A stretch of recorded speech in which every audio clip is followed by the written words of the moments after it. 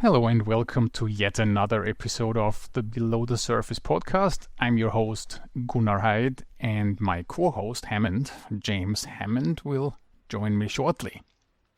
Today's episode is a completely unscheduled one. A few weeks ago, I happened to talk to our guest today, Bill Casement, on a completely unrelated matter. And a few minutes into that conversation, I very quickly realized this was something that shouldn't just be private between Belle and myself.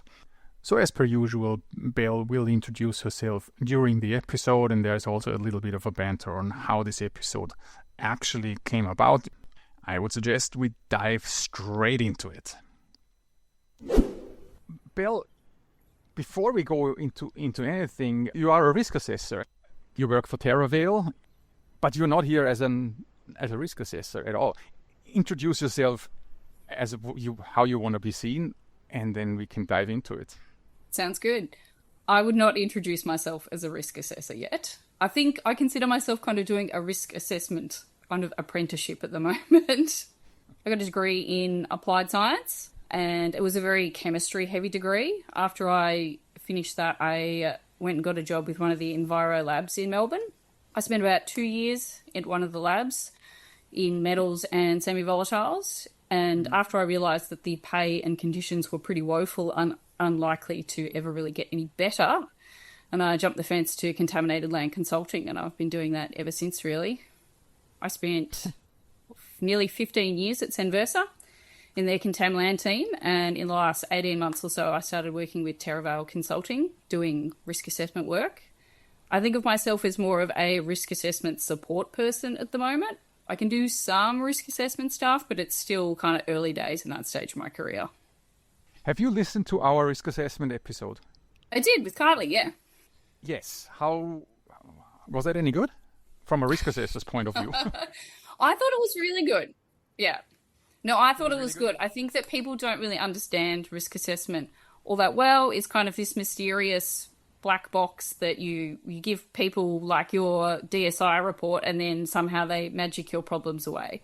Like, it's a pretty niche arm of a pretty niche industry, so I can see why not everyone is across it. But the more I learn about risk assessment, the more I'm just like, wow, this is so useful. And I wish I'd known some of this stuff 10 years ago. I could have turned out some much better reports. Yeah, I mean, Rod Harwood calls risk assessors the new rock stars of our industry. Yes, that's good. I'll put that on LinkedIn.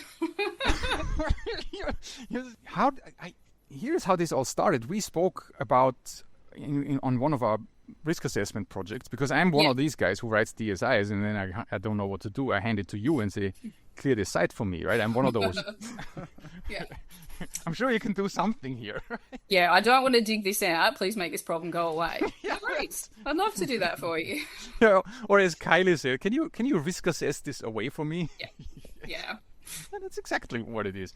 So we were speaking about this, and then you threw in a throwaway comment where you said, by the way, with your duplicates, I don't really, I liked the episode, but some of this stuff, man, I just don't agree. And I was like shell-shocked. First of all, correcting me never goes down well. Does it, Hammond? You got to give it a little bit of time to sink in, and then you come back around, Gunnar. Yeah. But no, the initial reaction is typically not good. And I immediately hooked onto this. I said, okay, tell me more. And then we started talking, and I'm like, whoa, stop it. We got to put this is interesting not only to you and me, this is interesting probably for more people than that. And that's how we came together and recorded this.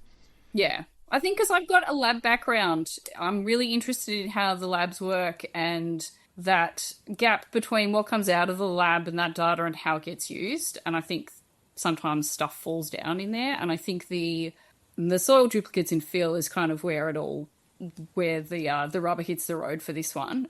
I think we could do better, but I think that you seemed willing to throw everything out all at once, and I got a bit alarmed listening to you. It sounded like you were ready to, hurl away all replication in science forever until you got to the end of the episode and was like, well, actually, no, not quite that bad.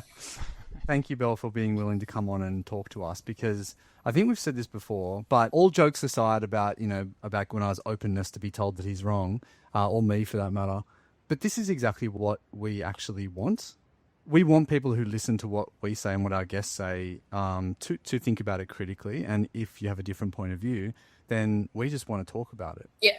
What we're trying to do with the podcast is really generate discussion, not to try and present what we say is the be-all and end-all of anything, but really to generate discussion. So anyone who might listen to this and has some feedback on something else that they've heard on an episode, we would encourage them to do the same. Yeah, there was a few things that you guys talked about in that podcast for duplicates that I was like, that is not how I do things, and that is not how I've ever done things. So I don't know if it's a New South Wales versus Victoria thing, because nearly most of my career has been in Victoria. So well, and Gunnar and I think we're on the same page with this, Gunnar, right? Like we definitely want everything that we say and what our guests say to be factually correct, because there's a difference, I guess, between like factually correct things and things where it's either a grey area of policy or a grey area of science that we don't quite fully grasp yet. Yeah, we certainly want the facts to be correct, but I think there's a lot of room for disagreement around between experts on other things. Yeah. Reasonable minds can differ. Definitely. Come on, it's not like me that I say something on a podcast that is slightly exaggerated just to drive the point home. This is not me. I'm the non-expert here between you two, so I'm just like, Michael Jackson popcorn meme sitting here just watching.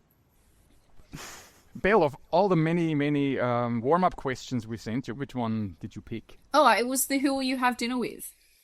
And you said you're a history nerd. You're like early European history. Can I take a guess of who you picked? Oh yeah, yep. Please do. Machiavelli. No. Yeah. All right. I wasn't ready for that turn of events. Shall I just tell you? Yeah, please go ahead. I'm quite into early modern European history. I listen to quite a lot of podcasts, read quite a lot of books. So I think I'd like to have dinner with Henry VIII. I reckon he will put on a really good spread. Like, he changed the course of European history. I reckon talking to him about what his thoughts on, like, religion and governance and stuff like that, I think would be really interesting. Divorce. And because this is entirely theoretical, I'd like to have dinner with him at the start of the reign and at the end, because I also think that so much changed in that amount of time that I want the sort of both ends of it. I want to bookend it. You're going to have some bodyguards with you? Oh, he only killed 2 of his wives. I think I'll be fine. I think dinner guests get away unscathed. That's it. How does a risk assessor have dinner anyway? You're constantly worried about your intake pathway. No. Like I said, I think he'd put on a pretty good spread. Be good fun. It'd be all organic. Come on, Henry VIII. Really? Yeah. Why not? Think about what that guy did. He made a whole new religion. Like, he must have been an absolute tour de force in terms of charisma. So did L. Ron Hubbard, and we still live with the kooks in Scientology, so that's hardly an achievement there. I don't know. It was back then. It's easy to splinter off and make your own religion these days. He made it so. That's how everything splintered off from the Catholic Church in the first place. I think it was actually quite a cool feat that he had there. It's like he was like, hey, he goes to the Pope and says, hey, this wife of mine, this ain't gonna last. Can you divorce us? And the Pope says, no way. Just read section so and so and section so and so of our constitution here. Yeah. And Henry VIII said, come on, get me divorced. The Pope says no, and he says, okay, screw you. I'm gonna form my own religion. Yeah. This is the way to go. I'll make my own club then. Fine. Yeah. Yeah. Maybe I should start writing my own NEPM. Huh. Don't give me any ideas, Belle. So, this whole thing, we already discussed is how it started. Yeah. Can I recap very quickly what the 1.5 hour episode of The Duplicate actually, what I was trying to say? So, see, we could have done it much, much shorter. So, basically, if you haven't listened to it, what's a duplicate? For starters, a duplicate really is a sample that we take twice and we submit it to the lab or the laboratories as the same sample, and we hope that the lab gives us the same result for those 2 sample jars. Let's talk soil only. Let's not get into water. Let's not get into sediments. Let's just talk soil, make it easier. Why are we doing this? The point is the National Environmental Protection Measure, the NEPM, in Schedule B3 in Section 3.5.1 says we do that to provide a check on the repeatability of the laboratory analysis, and then they kind of say something different in 5.3.4 in Schedule B2. They say it is to determine the repeatability of the field sampling and laboratory analysis program. There's already a slight discrepancy. They're hedging their bets a bit, aren't they? Yeah, yes, and that's, look, let's not get into that. But basically, we're trying to come to find out, hey, how repeatable is our result? I give you the same jar, dear laboratory, but you better come up with the same or close to the same results for these analyses. That's what duplicates are, and that's what they are supposed to do.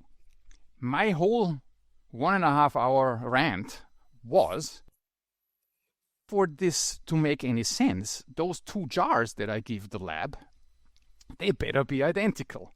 They better be the same stuff.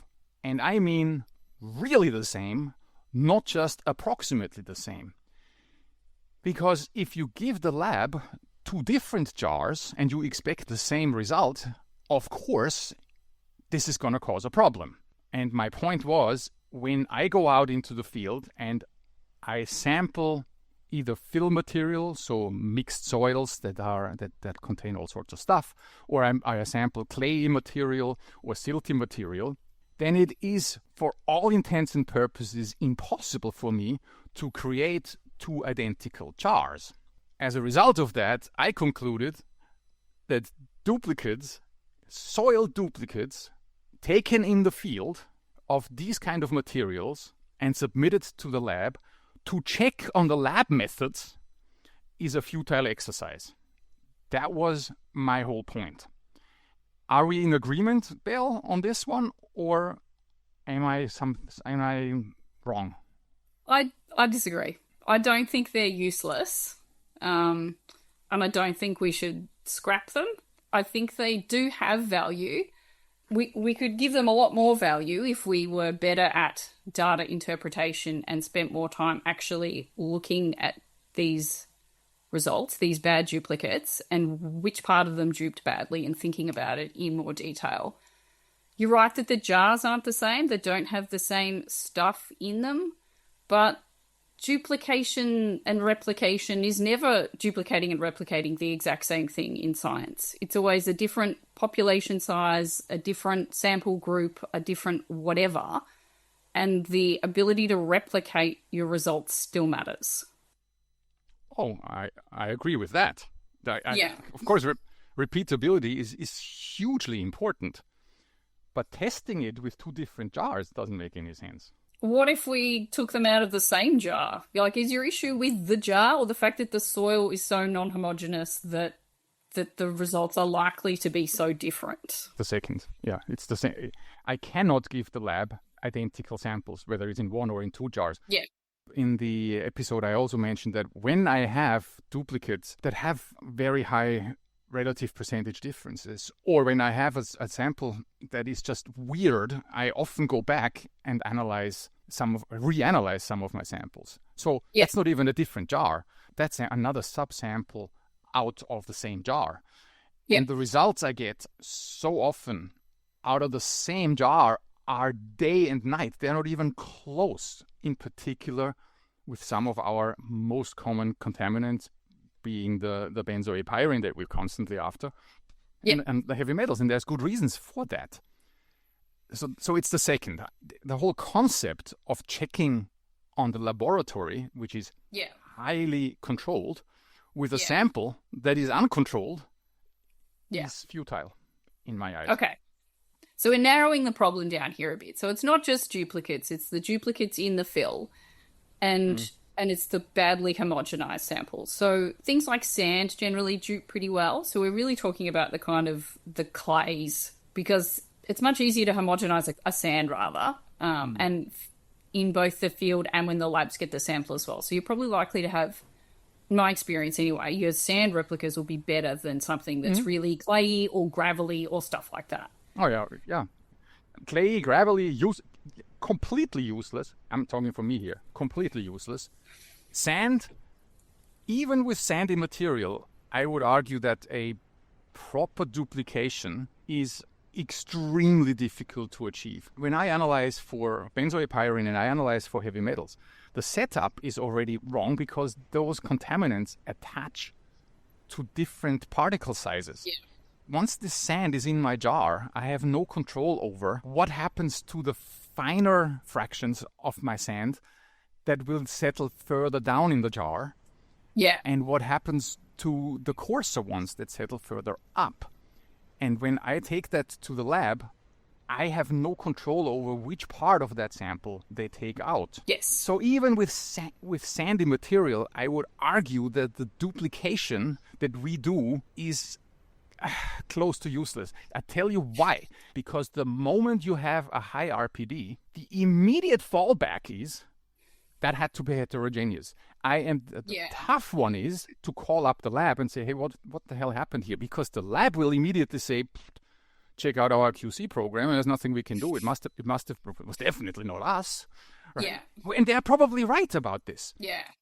You talk to the field tech and say, hey, what the hell happened with this sample? And they say, well, what can I say? Well, I did everything right in accordance with our standard operating procedures, whatever they are.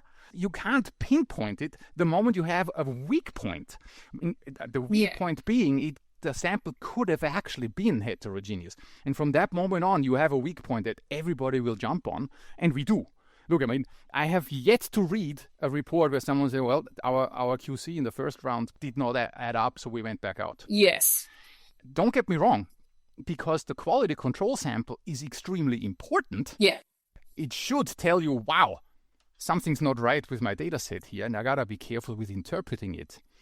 But since our contamination is so unequally distributed in the jar, the duplication isn't a way of checking on my sampling quality. Yet there's always the weak point where I say, it was heterogeneous. And it most likely was. And as long as there is this weak point in that chain, it's all futile. There's so much variability for environmental sampling that it is really hard to work out exactly where any discrepancy is coming from. This bit of sample is not the same as that bit, and then you transport and then you take it to the lab, and the labs have their own procedures and processes that add more uncertainty and more variables in at each time. I still think that when you get that duplicate though, and you look at the data, that there is value in it if you can do the interpretation correctly. You're right in that you won't be able to pull back and say, well, this has definitely come from a bad extract in the lab, or poor homogenization there, or I got a bit of metal in my sample or whatever, so it's all over the place. Sometimes you can pick it apart a little bit more, but I still think that if people were better at looking at their data, then they would find more value in it. But QA/QC is like the unloved child of the many appendices that we have to put together for these reports, and it doesn't get the time and attention that it deserves, which is bad on us, because all of our reports rest on data and data quality, and you don't do the data quality section until an hour before the report's due out. Of course you have to conclude that everything is fine. You've not left yourself anywhere else to go. Well, that's it, and it should be kind of flipped around, shouldn't it, Belle? I assume, we really should be looking at the QA/QC much earlier before we, I guess, get to the interpretation of the actual data set, right? Yeah, when I work with junior staff, I'm really keen to push that. As soon as data comes in, you should be looking at it. Yeah.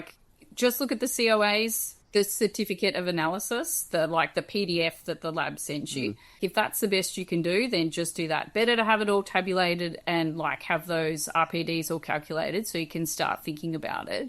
And any problems with that data should be caught much earlier so that you can go back and ask the labs to repeat things or re-extract things within the holding times and within a time frame that you're actually able to influence the data interpretation more. I just want to reiterate again that we're not talking about gases or liquids really, and certainly not well mixed liquids. So we're just parking that to the side, and we're mainly focusing on, like you said, Belle, mostly soils, and particularly fill soils that are not well mixed, at least in their normal state how we find them. You said that RPDs, or heterogeneous materials that have different RPDs, relative percentage differences, can still be useful, but it comes down to how we interpret that information. Are you able just to drill a bit deeper on that one? What do you actually mean by how we interpret that? I think people just look at like what RPD is above 30 and go, well, it's because of heterogeneity. But I think there's benefit in looking like which metals duped badly. Are these metals that you see across the rest of the site? You should be thinking about the RPDs and why one result is much different to the other in terms of the conceptual site model as well. You need to be looking at where the location was collected from. Is it near the source? Is it a long way from the source? Are you expecting variability at this point? Like thinking about which components have duped well then and which haven't. So like if you look at a sample that had lots of zinc and lots of copper in bad duplicates, well, you could be like, all right, well, zinc and copper make brass. So maybe I'm near old plumbing or something like that. I think there's still value to be had. That doesn't mean all the metals data is junk. But like, zinc and copper, okay, maybe there's a problem there. And then this is when you go back and you get your repeat sample to see if you did get a little fleck of something in there. But interpreting it with what you know about the site, I think can shed light on why some things look worse than others. So we're talking about reasons other than heterogeneity there that may have impacted the set of results. But would you suggest we're looking into those things after we've considered or done everything we can to assess whether it was from heterogeneity? And then if that's a no, then we move on to other sources of difference? Well, it's still heterogeneity. It's just trying to pin down why. It's really hard to do. Like, I'm not saying that if you look at your data for 5 minutes, like an explanation will jump right out at you. Yeah. It's also really hard if you've only got one set of dupes to work with, because that doesn't really tell you anything about the variability in the fill across the whole site. If you've got a huge data set and you've got a whole whack of dupes and all of them are just like all up and down everywhere, where you can be like, wow, this fill is crazy bizarre. It's all over the place. We need to take the highest result everywhere to make sure that we're capturing everything. Whoa. I'm sure. I know. We'll get to that. I'm sure we'll come back to that. You're declaring war here. I know. I'm going to fight you on that one too. I'm going to call Henry VIII in to solve that problem here.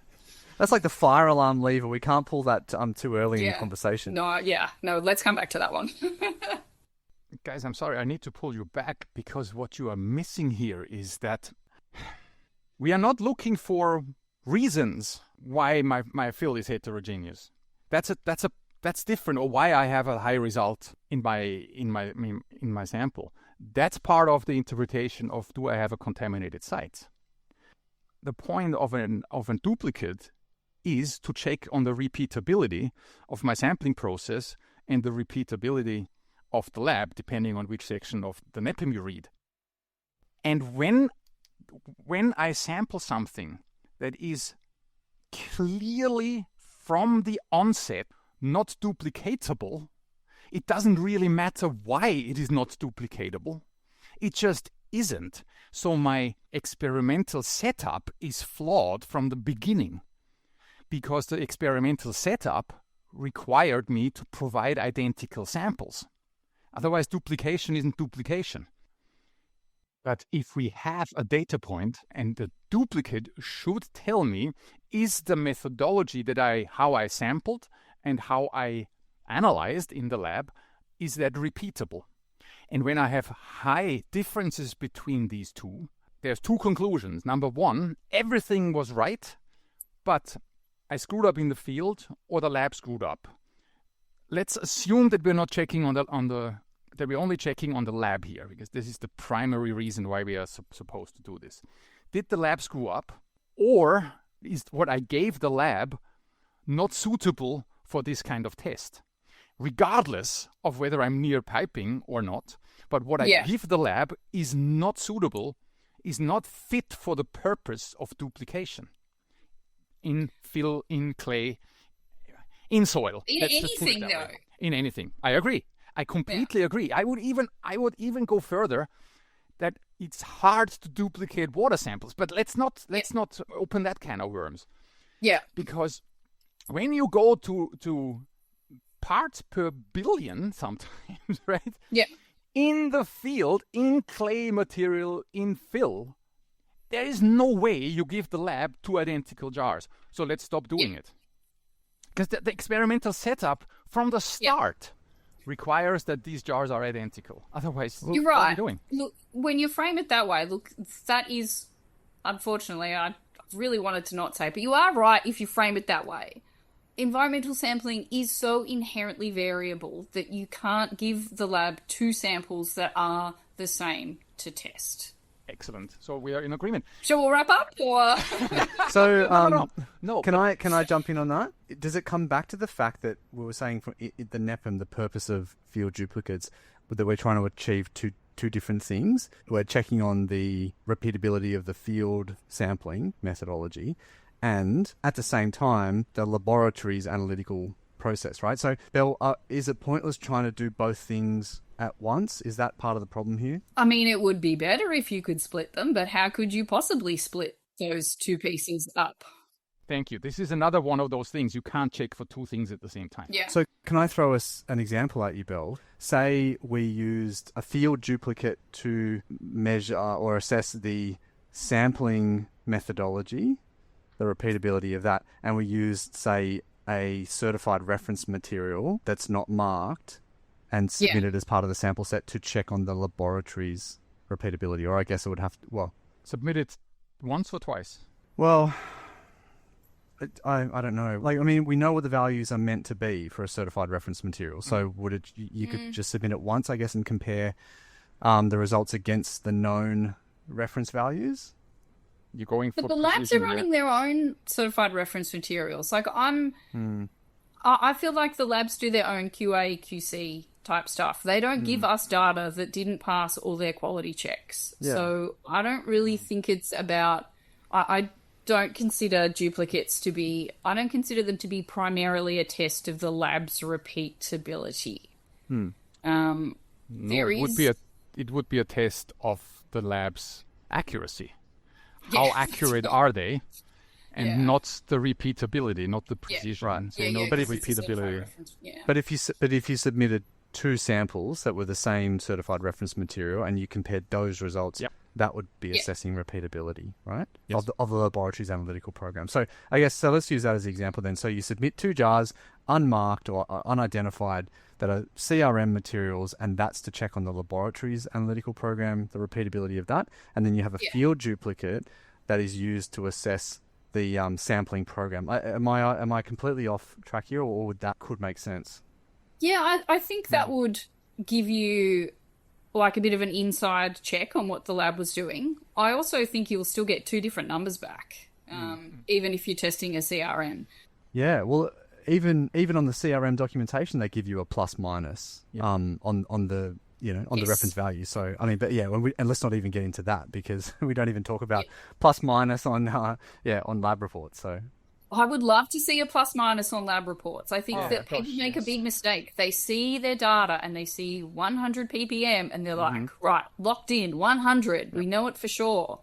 If they thought about it more in the plus or minus 20 to 30%, then it changes interpretation and thinking a little bit sometimes. Completely. Totally. I completely agree. I mean, but people just see the lab as this magic box, you put soil in, you get a report back, bing, everything is correct. They wouldn't possibly give me anything that wasn't 100% accurate. So this is how much lead is in this jar. Like, the numbers that we get out of the lab have a pretty high uncertainty attached to them. Plus minus 30% at least. If I you get your 100 ppm of lead, you may want to be careful that this is not 120 in reality. Yeah. But look, different discussion.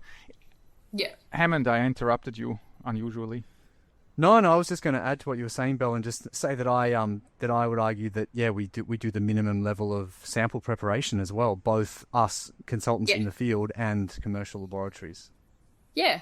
I did a project at uni where I did a bunch of sampling to test for metals in a field that had biosolids applied to it for quite a few years. Mm-hmm. And I took like a kilo of soil from each sample and I dried it and I crushed it and I sieved it.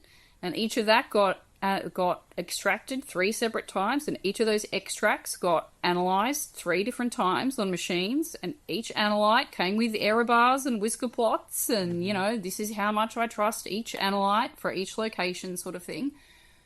And then I went into contaminated land consulting, and I was like, oh my God, we only take 1 sample from here? Whoa! This is what we're basing it on? I went to a mining university, and my guys who work in mine exploration, they figured out, I tell you what, once you spend a couple of $1,000,000 on developing a gold field or a copper field, you know, once you spend a lot of money, you better make sure that that your sampling's correct. These guys know how to sample soils. Yeah, I bet. We in our industry don't. Okay, because the problem starts with our sampling technique. I refer everybody back to the episode we've done with Ross McFarland. So then to use a sampling technique that's outlined in our Australian standards that is utterly inadequate, and then to try and check whether the lab analyzes our inadequately taken samples with a duplicate, it's a farce. It's not quality control. It's quality theater. It's a joke what we're doing here. Push it that far. I think maybe it's just because I've spent hundreds of hours of my life reviewing these bloody things, and I'm like, no, don't put it all in the bin, Gunnar. So Belle, could you give us, I guess, your overview as to noting all the imperfections or issues that we've talked about in what we do? So how do we get the most we possibly can out of field duplicates right now? Don't take them. That's your take, Gunnar. Save yourself the money and save your clients the money and save yourself the time of having to explain this nonsense. No, I want to hear what Belle says as to how we get the most out of them. You need to look at your results in a timely fashion, which we talked about. You need to have someone with like more than 2 years experience looking at some of this data. I think. Oh my God, you're that's another sacred cow. I know I'm asking way too much here already. You want someone who actually knows what they're doing to look at data? Get out of here. Yeah, that's very unfortunate. People need to know what kind of things can go wrong so that they kind of know what they're looking for. If you just teach people to write off their RPDs as non-homogeneous fill, then they never really learn about the other things that could go wrong. That notionally this is sort of checking for. Like, is it carryover or cross-contamination within the instruments, within our instruments in the field? Stuff like that needs to be taken into account, but a lot of people don't know how to check for that because, who teaches them that, of course? Yeah. There's not really any time for that. And do you have any views on the consultant's role, the sampler's role in sample prep? Do you think there needs to be more preparation and homogenization of samples? I guess obviously for non-volatiles, but do you think there should be more of that happening? I did not know what a riffle box was. You guys mentioned it in the last thing. We were like, oh, we should put it through this box. And I was like, what the hell is that thing? How many 20 years I've been doing this work. I've never heard of that before. Yeah. How many? Okay, this puts things into perspective because I have never used one either. And everybody always says, "Oh, we are sampling in accordance with Australian standard." Bullshit, which we don't. Yeah, nobody does. Anyway, keep going. So that's a yes. We should really be looking at the sampler doing more in the way of sample prep. Well, I don't know where to focus the efforts on, because I don't really know where all of these problems are best fixed and best tidied up. I think probably it's that drying and crushing and well mixing that you're not getting in the kind of work that we do, where a lot of the variability comes into for the sampling of fill. So but how could we do that? I think it's maybe even before it gets to the lab. I think it's more the field scientist's job to be doing that rather than the lab. Yeah, when I've raised that, particularly with regulators, there seems to be this concern that a consultant is somehow fiddling with the sample when it goes through a process of sample prep that is controlled by the sampler or the sampler's organization. Do you have a view on that?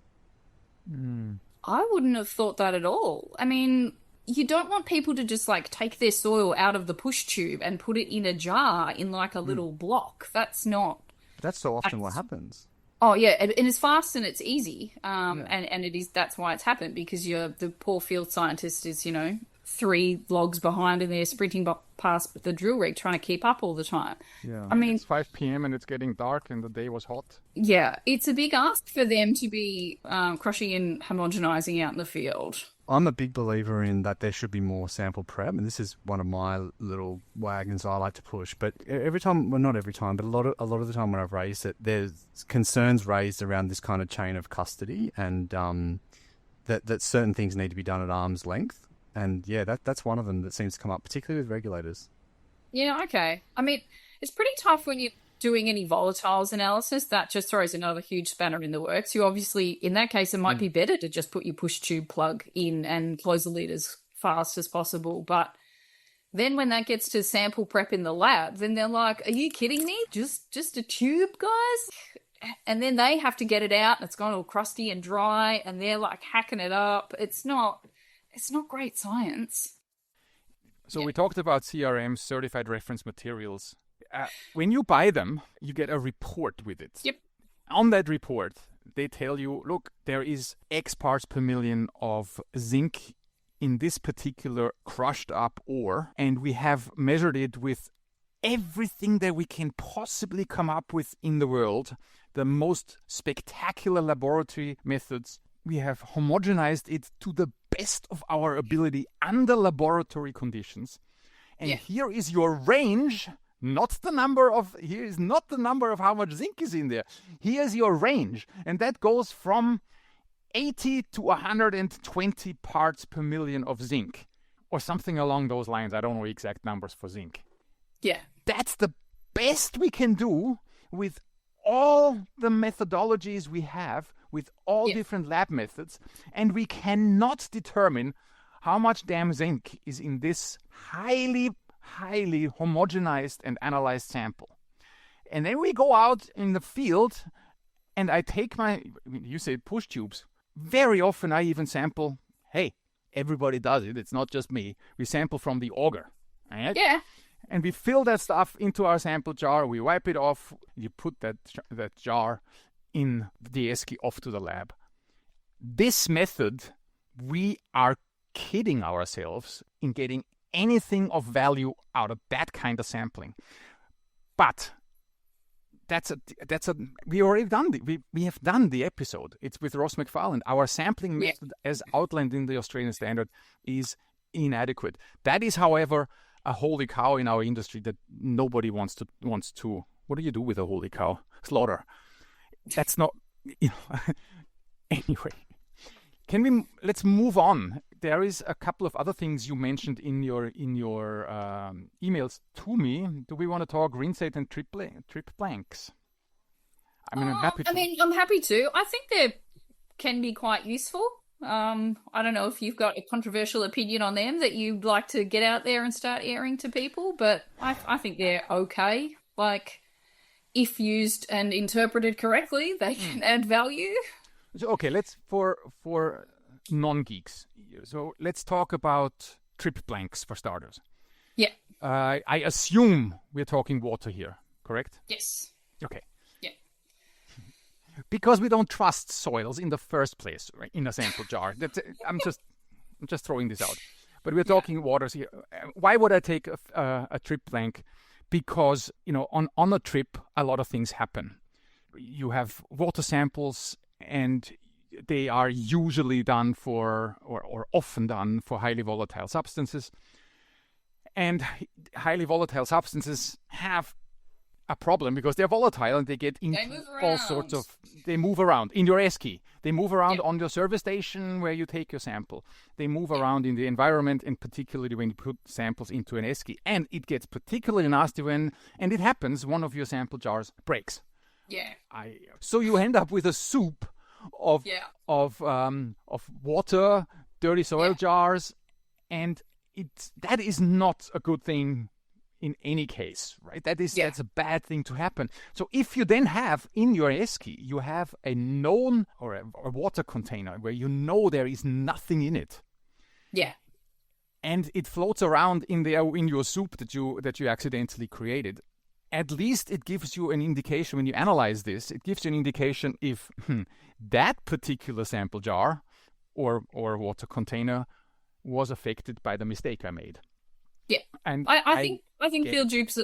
I think that field trips like that are pretty good and can be pretty useful.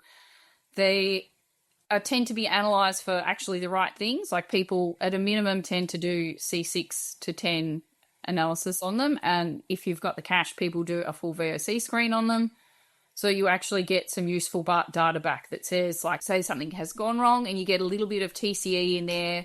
Then you should be looking, with a slightly raised eyebrow at some of your very low TCE hits in other samples and be like, well, maybe that's not a real hit. Maybe we need to think about whether or not the plume is really out here. Yep, I agree. I don't mind trip blanks. It's almost the same with trip spikes. A trip spike is now the same container, but in this case, it's not a blank. It's not free of contamination. It actually has a known amount of a volatile in it. Why would we do that?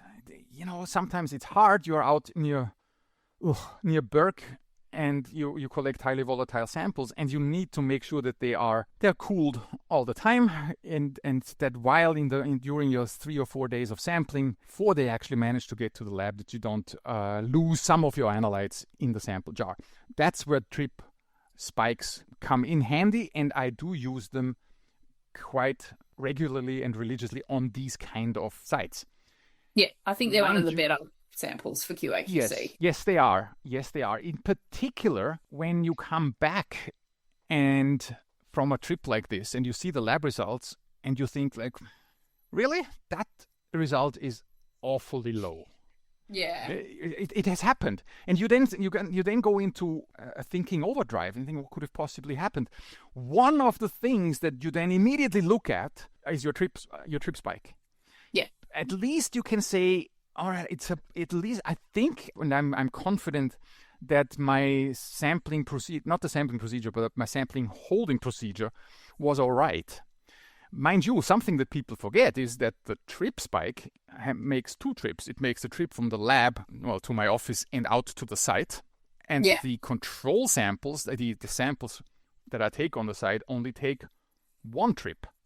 Yeah. So there is again a factor in that if your trip spike comes back low, so you have lost some volatiles in your trip spike, the question then is, have you lost it on the way there or on the way back? Not something that gets ever discussed and is a clear weak point of trip spikes. So if you had a trip spike that came back and it was, 20% less than what the lab had spiked it with initially, what would you do with your data? What are you doing? Are you writing a little QA/QC thing? Are you putting little caveats around your data set? Are you saying we think we've lost, maybe up to half of what should have been in there? Something like this would definitely trigger me to contact the lab and say, guys, can we have a look at this again, for starters? Yeah. Because the likelihood that I screwed something up with a closed BTEX vial on the way out to Berk and back it's possible. Yeah. But let's put it this way, at least it's questionable. Now I can look at, was it me? Was it the lab? And did it affect the rest of my results? I then have to go and look, even if I can't get to the bottom of it with the lab, I will have to go and look at my other samples and say, are they in line of what I know about this site, if I have been there before? Yeah. Or aren't they? That's when a little bit of experience and strong thinking comes in. But if it's a site where you've been for the first time, I would definitely in my QC section, not only in my QC section, talk about it. And then you have to look, what's my site? How critical is this data? Am I signing off on something highly volatile that I'm discharging into a creek, and it's really critical that I know. And in this case, I would not hesitate to say the data is to be taken with a grain of salt. I do that, in fact. Thank God it doesn't happen too often, but I am not saying that quality control is all nonsense. No, in a case like this, it is vital. You need to think about what happened here. Yeah, okay. That's good. I think people are really reluctant after they've done their data review to chuck out any data or even reduce the reliability of certain subsets of data, despite what QA/QC interpretation sort of tells them, which I think is a bit of a shame. But I think it would be more accurate and true sometimes if we got to the end of the report and was like, look, we're really happy with all of this, but, you know, the BTEX data is, we think we're probably under-reporting the next round. You know, we need to do it faster or change something or to try and make sure that we don't do that again. You hardly ever see it in reports, though. The good thing about trip spikes is that in their water, so you are on a site where you take water samples. Very rarely are you on a site that is contaminated, where you're only there once. Yeah. So it is actually a very good flag. And I say, look, we don't have to throw this data set out now, but let's look at it in the overall picture and have an asterisk on this particular set. Doesn't mean that it's thrown out, but it means it has to be looked at in the overall site assessment. So I have no problem with all of this, and it should be done and needs to be done, but it is not something that can be done in a spreadsheet. That's something that needs to be done by someone who knows the site and who knows data and data analysis and who knows how to read a lab report and who has experience on that site. No question. Yeah. And rinsate samples. Sorry, Hammond. I was just going to say, just on that, I mean, you talk about people's reluctance, I guess, to question the outcome or the conclusions from a report because of concerns around data quality. But part of that, I'm sure, is about, not wanting to remobilize and not wanting to upset the client or take additional time or whatever it is. But, there are lots of real situations that we see where someone might take the easy route at that point and accept the data as being sufficient quality and then draw their conclusions from it and save some time or headaches there. But it can create massive headaches down the track. There's a project that comes to mind where we had an investigation by another firm, an upstream groundwater well with a very high lead, very, very high lead, and then down gradient wells with no, below detection for lead, with a basement that was going to intercept that.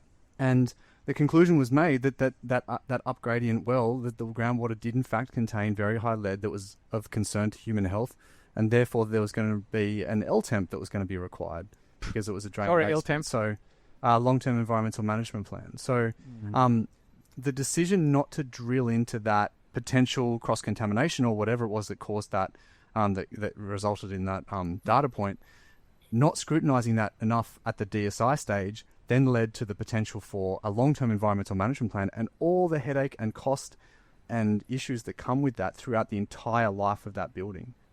Environmental sampling is too variable to ever rely on one data point to make judgments on the outcomes for assessments. There's just too much question marks on everything. That's why we do things, multiple rounds of everything. There's just too much variability. We should clip that, Bill. That is a very, very succinct, excellent point. Yeah. Rinsates.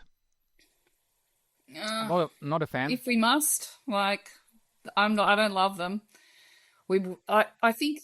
I think they're okay for groundwater sampling if you do the right analysis suite, but I think running water over a metal hand auger and testing it just for metals and then asking yourself whether or not the solid matrix was waste of time.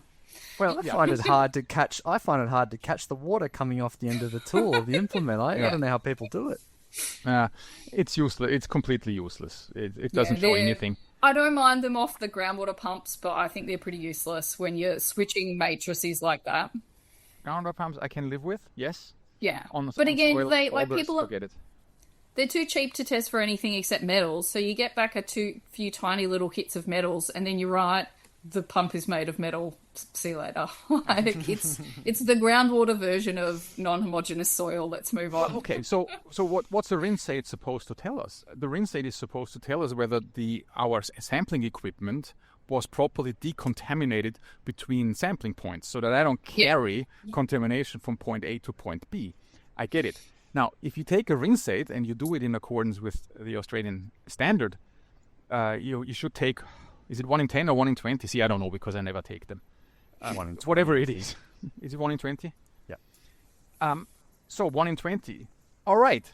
Science goes out the window, because do you think that the rinsate that I take, or my decontamination of my auger on the hole where I take the rinsate, is going to be the same as on the other ones where I'm not tested on?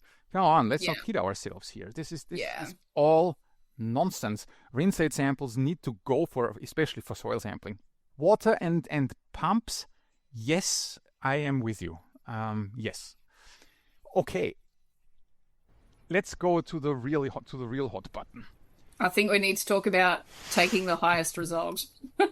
Yes. So you have a duplicate. You go to the field, you take 2 samples, you submit them to the lab, and the results are quite significantly different. Your lead has, 180 and 420 parts per million. In the first episode of the duplicate, I argued that this relative percentage difference, it should trigger something, right? You can't just ignore it, that's for sure. Yeah. What it shouldn't trigger is, hey, don't worry about it, that's heterogeneous material, like that's what we always say, and it's all good. Yeah. That's quality theater, we all agree on that. Yeah, but if we've done our proper data checks and there's no clumps of lead in the soil, and we've, someone who's a good professional's had a look at it all and been like, oh no, we think these are both two, like, representative results of the soil that we submitted to the lab, then you should use the highest result. Absolutely not.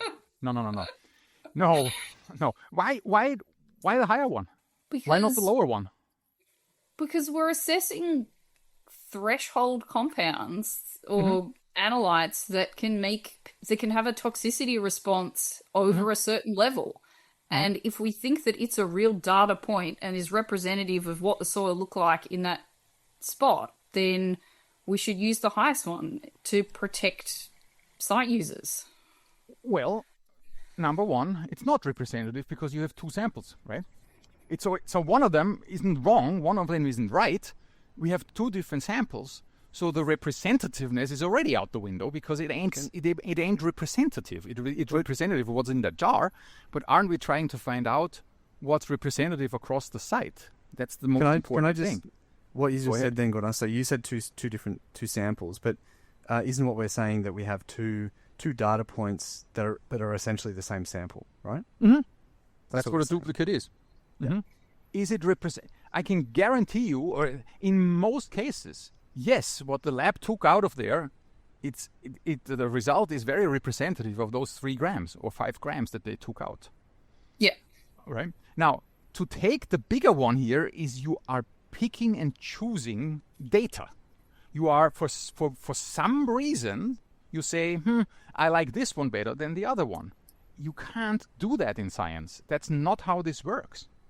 But I can do that because I'm doing a risk assessment on it, and I want to make sure that this site isn't going to make people sick, and we know that they get sick above this level, so I'm concerned about results above this level. And you got a result above that level that you think is real, so why would you throw it out? I'm not. Never said anything about throwing it out. Sorry, why would you not include it in the data interpretation? I included in my data quality analysis. I include it in my quality analysis. I do not include it as a data point because are you sure that when you say you are a risk assessor, are you sure that that sample, the higher one, is in fact the one that's representative? Are you sure about that? No, we take the worst case scenario to be protective of people's health, to be protective. No. You are supposed to be representative. You're not supposed to pick and choose and say, "Oh, I'm going to be conservative." That's not what we're here for. because this has the ramifications. If, say, a site, we take 50 samples and we run every sample twice, and I take every time I take the higher of the two, or I take the lower of the two, there's going to be a significant difference between the two of them. Yes. We can not definitively say which one of the two is more representative of the site. Yes. The most representative one, if you ask me, the most representative one is if you take the average of those two. Then we are getting at least closer to what is most likely at the site, which we will never know what is at the site. Hence, we do all these statistical calculations. But you cannot go and pick one of them out and say, this one, I take the bigger one. Just think about when you calculate your upper confidence levels. Okay. Again, my site, I have 50 samples. I have 2 duplicates in there. And both duplicates, and everybody, and including Bell, now you need to think with me. Okay. You need to picture the bell curve. And my duplicates are all on the left-hand side of my bell curve. So they're below the mean. Yeah. And they all fall below there. The upper confidence level takes into account the number of samples, the standard deviation, and the mean. Now, if I now take of my 2 duplicates that are both on the left-hand side on the bell curve, if I take both of them, I take the higher one. There's 2 things I do. I increase the mean, which is, I guess, what you want to do because you want to be, I'm drawing air quotes here, conservative. Yeah. Right? So you're increasing the mean, and that's already questionable for me because you're already, okay, so you're increasing the mean. But what you're also doing is you're moving those data points closer to the mean and you're reducing the standard deviation. Yes. So you got to be really careful with what you're doing here because you may end up with a lower upper confidence level. Not the kind of fiddling I agree with. I think it depends what you're doing with your data set, though. Like this sort of calculating the mean and the upper confidence limits and stuff, like you see that all the time for waste classification. I think the risk assessment response to this is that we know that somewhere out there on that site is a piece of lead that is above the HILA, and it is incumbent upon us to protect future site users of that kid that walks along and eats that bit of soil. Can I ask a question on that, Belle? So I think where I'm getting a little bit confused here is my understanding has always been that unless we're dealing with something that is like a very, very clear point source, very localized issue, when we're assessing soil, call it a fill layer or whatever it is, or, bedding sands around a tank or whatever it is, like we look at things on a decision unit basis, which is like a mass of soil that covers a certain amount of volume, right, or area. Is there a difference in what you're saying when you're talking about one sample location versus a decision unit that will have multiple samples in it, one of which may have a duplicate associated with it, but we're running statistical analysis for that whole data set to cover that whole decision unit? Are you saying that from a risk assessment point of view that are you paying more attention to those individual results and individual exceedances? Is that kind of the process? Yes, the risk assessment will take the highest concentrations to model the risk.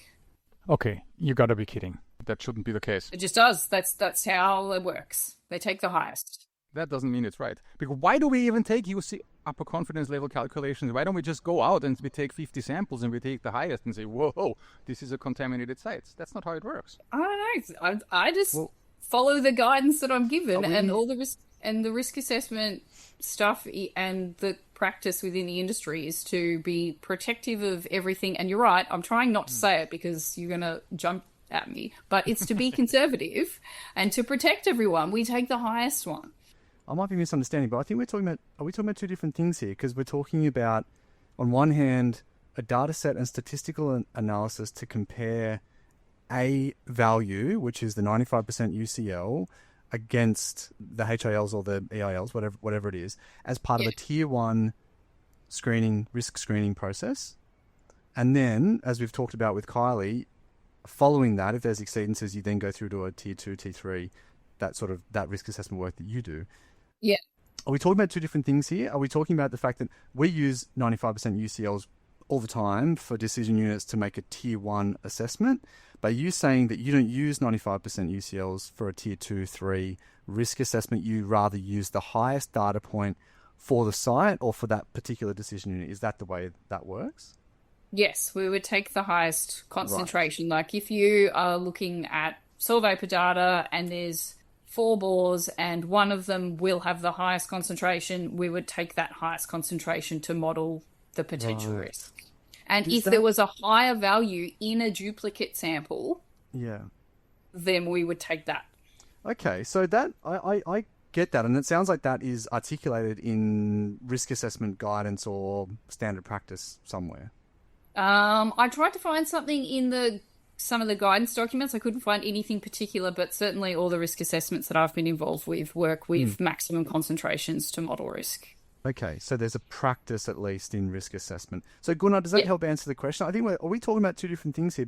So Belle, so if we're talking about, say, what we're doing, which is we're using a 95% UCL that provides a single value that represents an entire data set, or and we're using that value to assess against the tier 1 criteria. Are you suggesting that in that process, we should also be incorporating the highest value of a duplicate into that data set? Or are you saying that just for your work in risk assessment, you need to use it? It sounds more like someone who is better at maths should probably answer that question, because I feel like by the time you're calculating upper confidence limits, you're already doing something to the data. So I can see where you're coming from, that you're a bit loath to pick and choose the data that you put in the data set for that. That's where we're coming from. And sorry, just to add to what I was saying, is that another issue that we've had come up when we talk about using, so if we have 10 samples and one of those samples has a duplicate associated with it, your data set is then not 10, it's 11. And one of the issues that I've had again with speaking with regulators around this stuff is that I'm not an expert in this, but I've heard that referred to as pseudo replication. So you've got multiple results for a individual sample, but you don't have that same number of results for the rest of the samples, and so you're pseudo replicating one, and then therefore you're weighting that sample more heavily. So you would drop one of those. Like, you generally don't have 2, you generally have 3. You have the duplicate and the split, the inter and the intralab sample. So you've often got 3 results to choose from. And if I was doing averages or UCLs or whatever, then I would take the highest to put in that data set. And that was the way I have been taught to do it. And that's the way every DSI I reckon I've ever done has used that method. Interesting. You're fiddling with your data. You're fiddling with your data. I'm being conservative. You are not the point. I just said that to make you cry. I mean, again, right?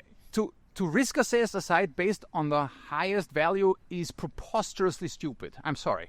That is nonsense. You should take that up with someone who's got more experience with risk assessment than me, but I'm sure this is what everyone's doing. But I can understand it. I can understand it for a risk assessment, Gunnar. Sorry, just to be, I don't know. Because the kid could eat that clump of lead. You might have the all ground floor apartment that's sitting on top of the old tank. Like, you want the worst case scenario modeled. Yeah, so freaking what? Over how many years is that going to happen? The child is not going to go out there every day and eat that piece of soil there. That's the whole concept. I guess works better for vapor than the dirt eating, but yeah. Of prolonged exposure. Vapours. Yeah. Even with vapours, I mean, come on, it's going to get into your basement based on the highest concentration. That is just so far away from what is actually happening in reality. Yeah. Being conservative is one thing, but being ridiculously unrealistic is another one. Yeah. Right? But risk assessments know they're conservative. They know the whole way through that, that everything they do needs to be conservative. And it's only if they get to the end and go, there's a potential risk here, then the modelling gets more and more granular, and then you might need more data, or then you might need more repeats, and then you might be like, well, okay, that super high result that we had 6 months ago, we don't think it's representative of site conditions. Actually, we're going to try and do something else now. So it's not that they're just taking the highest one in every case forever, but you start there, and then you move forward, and then you funnel down to try to get to a point. The super high result you had in the first place isn't representative for starters. It's not a representative sample. It's the maximum. It's not representative. It's like you go into a room and you want to know how tall are the people in that room, and you go in and you deliberately pick the tallest one, and you say, this is a room of tall people. It's just nonsense. It just doesn't make any sense. Tall person, like, if they're above a certain height, that tall person isn't making you sick. We're trying to protect people from getting unwell on the sites that we tell them that it's safe to be on. Again, nobody will inhale the maximum all the time. It's just not happening. It's just not happening in reality. Anyway, I mean, okay, I'll leave you risk assessors to assess risk, but geez. But can I? You're still bringing me for help then. Can I just make another comment on this point, which is that I kind of do find myself attracted to this idea of having a very clear distinction between what is a primary sample and what is a duplicate and what are the roles of. I find that a neat thing to put around it. Yeah.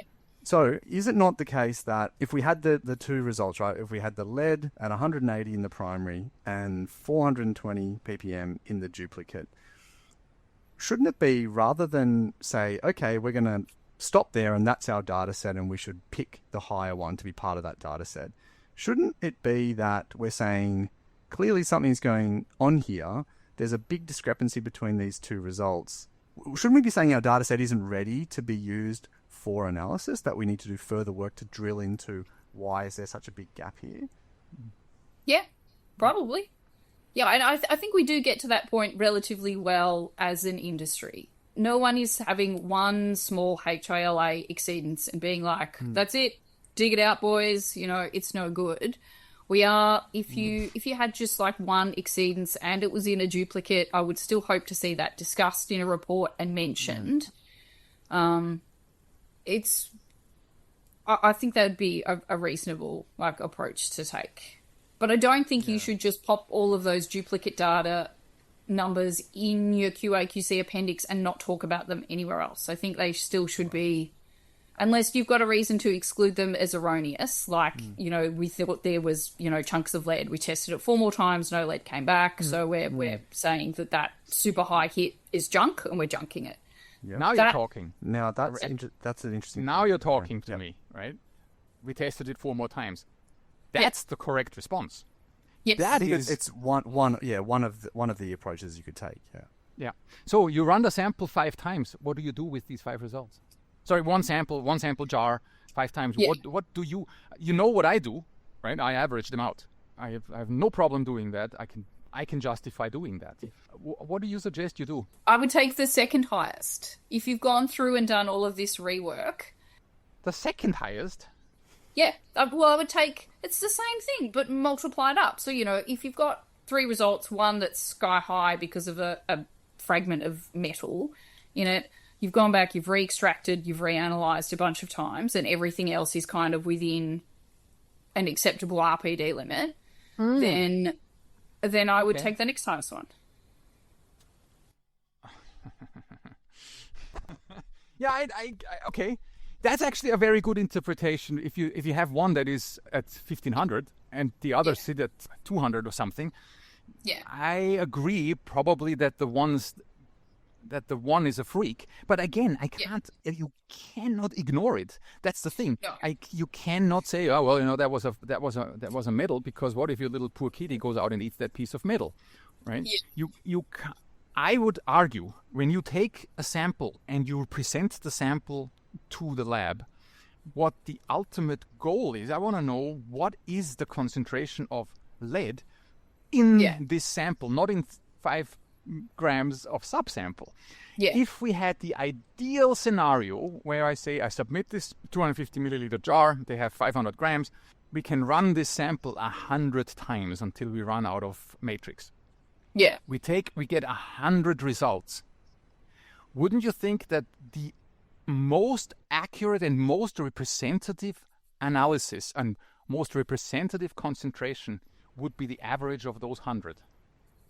Yeah, that is, but that's not how it works. It's not the data set we have. So I understand, but you don't have 100, you have 5, and to not take the average. I hear you. If you have, so say you have, okay, I hear you when you have one that shoots through the roof, but you still can't take the second highest one because you're basically, in this case, you're ignoring 4 of the 5. You're not taking them into account. Yeah. Valid points. They are information that you have gained about this site that you, with some arbitrary decision that you make privately, throw out. Doesn't work that way. You can't do that. Yeah. Sometimes it doesn't matter at all, and sometimes you have to spend a lot of time and money and effort drilling down to find exactly what's going on in that location. If all of your samples, even the sky high one, is well below, say it's zinc and not lead, we don't have to worry about it. It's zinc. Yeah, Never mind the poor aquatic ecosystem that's probably nearby, but you know, shout out to the ecologist. But from a human health perspective, like if that's what you're worried about and it's zinc and everything's way below everything, then you can just move forward. But so sometimes it doesn't matter, and then sometimes you have to sometimes this sort of bad duplication and variability within the sample is the trigger for more work and more analysis. Yes, see, you nailed it. We're not that far apart, Gunnar. We're really no, we're not. Like... We are not. But you nailed it You nailed it exactly right. What needs to happen is someone needs to sit down and think about what does all this tell us. Yeah. And that is not easily done not easily put into an Australian standard. That is definitely not easily done in a guideline. A good friend of mine always says standards and guidelines are for bad engineers. I'm not going that far, but it's so difficult to even now on this podcast. We don't know exactly how do you interpret all this, except for that we all 3 of us agree. You know what? Someone needs to really, really think. And one of the things of really, really thinking is not only looking at the data in the spreadsheet, but it is also looking at how far away are we from our thresholds in the first place, right? That would be an interesting one.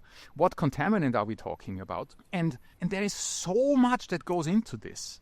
Am I near a sewer line? Am I near a water pipe? Yeah. It's all these things, and they are so difficult to put in a standard. They are so difficult to train on juniors. But you are absolutely right. We are way closer together than it sounds here. Really. Yes.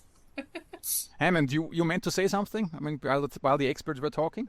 Yeah, I'm trying to keep up, guys. Sorry. No, I was just going to add, really my last thought on all this is that, like, clearly there's differences of opinion, and this is one of those things where I think that whether you want to take that conservative approach or whether you're trying to sort of get into the mean, into the middle, is I would describe it as a difference of opinion, and it comes down to policy and the outcomes that we're trying to get.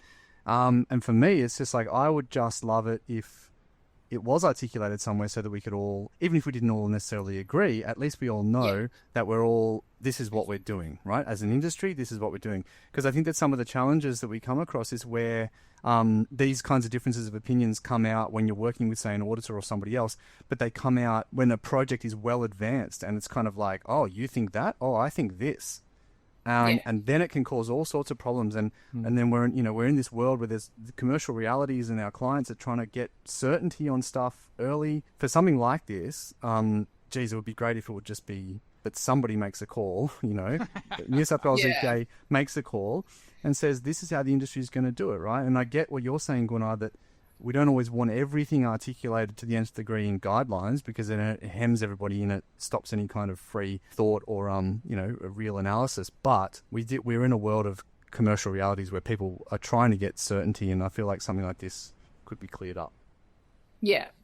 I agree.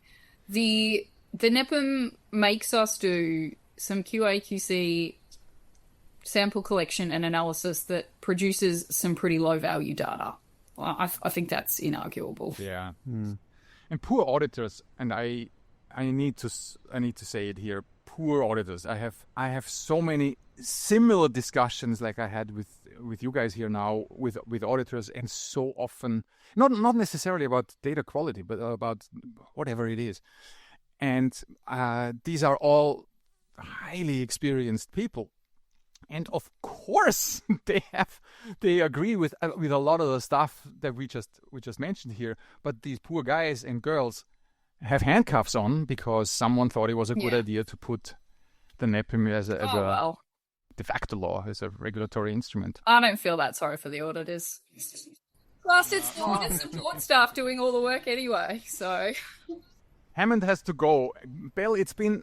This has to be one of the most entertaining and most pleasant podcasts we have recorded. I loved it. I loved everything about it. Oh, that's so good. I'm so pleased. Thanks so much for being with us, and have a good one. You say hi to Victoria, please. I will do. I'm sure we'll cross paths again soon. Thank you so much, guys.